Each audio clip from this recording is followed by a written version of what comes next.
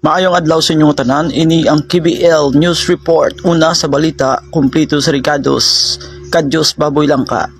Ari kita subong sa isa ka lugar kung sa diin may isa diri ka tanom. Langka, ini ang tawag siya kung sa English, jackfruit.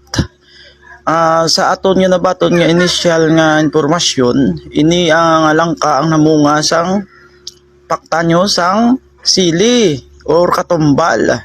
So muni mga abyan, hindi ini isa ka lawg-lahog nga klase sang report nga nabato naton subong.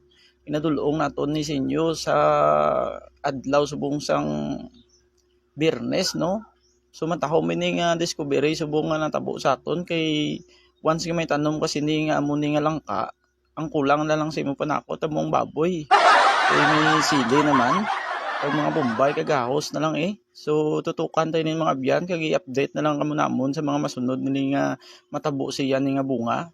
Tanawon ta kung may madugang pag idini nga mga bunga basi mamunga sini kamote wala. So i-update pa lang kamo kay salamat gid sa pagpamati sa KBL News Report. Una sa balita.